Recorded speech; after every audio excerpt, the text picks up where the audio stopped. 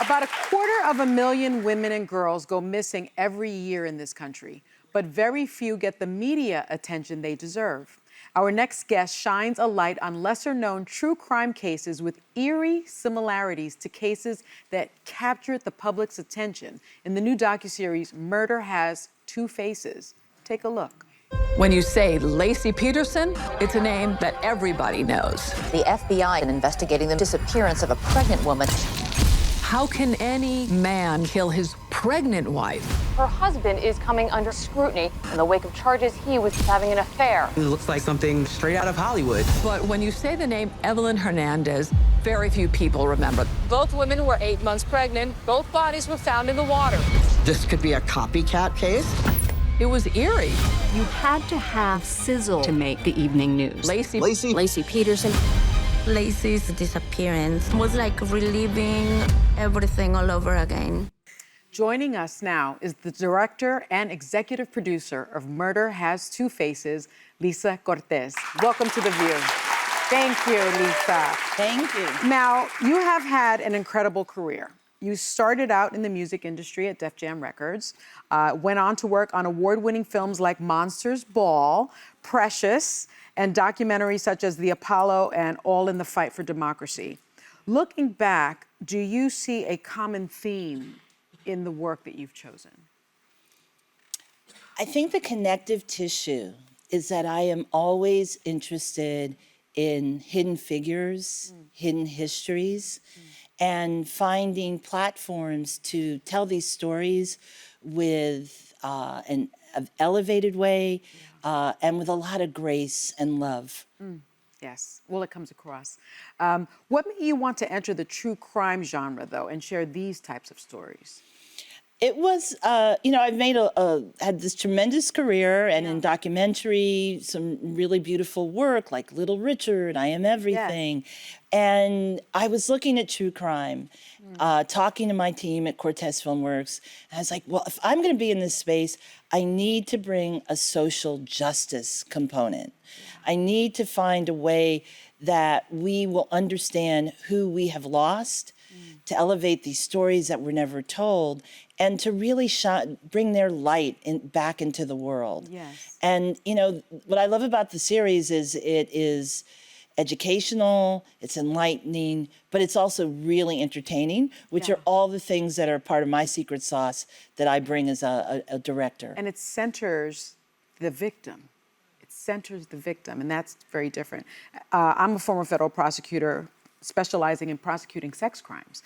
And I've seen firsthand, unfortunately, how some cases are eclipsed in the media because of who the victim is, actually. Your first episode, which I was riveted by, focuses on Evelyn Hernandez. Who was she? And as far as we know, what happened to her? So Evelyn Hernandez was a young immigrant who lived in San Francisco. She had a 5-year-old son, Alex. She was pregnant with her second son. She was due to give birth to the second child when she disappeared and was later found in the same bay that Laci Peterson was many months later. We never heard about Evelyn's story. And it's an open case. At the end of the episode is a telephone number if people have any information. And so in sharing who Evelyn was and who she meant to the people who loved her, we're also hoping to find some closure and justice for her family. Yes, and if I recall correctly, some of Laci's case and Evelyn's case is very similar in the sense that they were both found decapitated. Both found decapitated.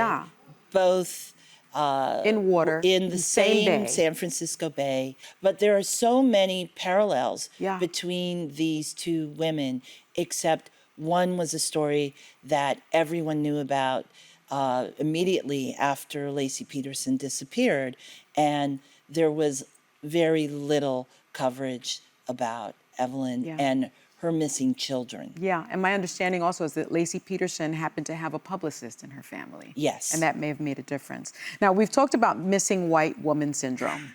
on our show, especially when the disappearance and murder of Gabby Petito was front page news for months. Do you believe the disparity, I guess, in public attention in these cases can be attributed solely to racial bias, or is it a bit more complicated than that? Well, the late, incredible Gwen Ifill Yeah. coined the term missing white women syndrome to look at the misrepresentation of women of color in the media who are missing or murdered.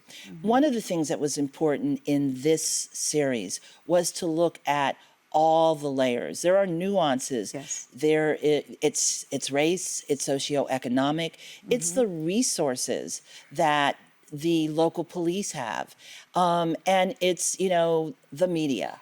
The fast-breaking, glossy story that has a publicist who can put it on the AP wire is going to have a much bigger reach than a community where one member of Evelyn's family, her sister Raina, is deaf. And when the police came to speak with her, there was no ASL interpreter. Right. So you see right away there's a lot of systemic breakdowns that can affect how your story gets out there and how you are represented. In the first 24 to 48 hours of a crime, those are the golden hours. You got to get the information then and there. I'm someone who keeps up with true crime stories, but I was shocked to learn about Khalil Wheeler Weaver, who in 2016 went on a killing spree.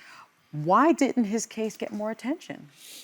Well, this is a New Jersey story. Yeah. It's a serial killer story. Yeah. He is the youngest African-American serial killer. Yeah, and there aren't many African-American serial killers. Correct. Yeah. And I think one of the things that happened is there were gaps in communication. When the first victim, Robin West, is burned in a home, in an abandoned home, then later there's a survivor, the wonderful Tiffany Taylor, who's in our series. Yeah. When Tiffany goes to the police, they don't believe her. They say, "Why did you let him duct tape you?" And she was able to escape. But there's a lot of gaps of communication. And unfortunately, in the case of Khalil, which is called the tag killer, because that was the dating app that he used to find women. And we contrast that with the Craigslist killer. Yeah. They are using a digital space where you can be anonymous. They are targeting women. Some were sex workers and some were assumed to have been women that they thought no one would care about. And so all of those factors compounded for them to be below the radar. In the case of the Craigslist killer, though, it was a woman who was a sex worker, a white woman. She went to the police in Boston. They believed her. Yeah. Then you have Tiffany, who they do not believe. And they actually are putting on her the onus of that she did something wrong. Therein lies the difference, right? Now, our friend, the wonderful Robin Roberts, hosts this series. What was it like working with her? I adore her. Anyone who doesn't adore her, Yeah. I don't know. They're not from this planet. Exactly. Okay. She is a brilliant journalist. Yeah. She brings so much compassion. Warmth, and kindness. every family member that she interviewed said, I was able to talk with Robin about things I've never shared before. Wow. Because they knew they could feel her heart and her brilliance. Yeah, she's amazing. Now, it's clear that you both treated these stories with such respect and compassion after I watched it. But I also want to talk about how you approach this series as a filmmaker, because it's actually also visually stunning. Where did you draw inspiration there? So as a documentary filmmaker, we have a toolkit. We have archival footage. We do interviews. We might do recreations. Well, I was like, You I didn't don't do that want in to do this one. No. Yeah.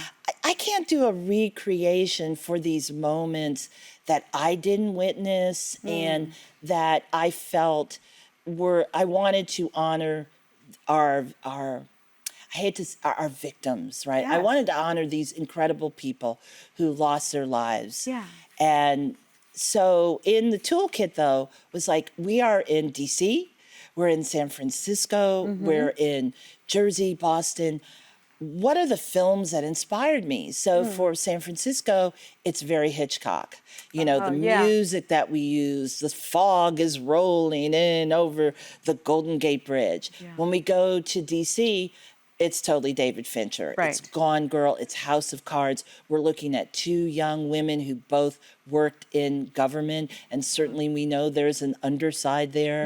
And then when we go to the Tag Killer and Craigslist Killer, it is Spike Lee, a touch of Scorsese's Mean Streets, and a dash of the Boston Strangler. Well, look at that. Look at that. Now that the series is streaming, what do you ultimately hope people will take away from watching this series?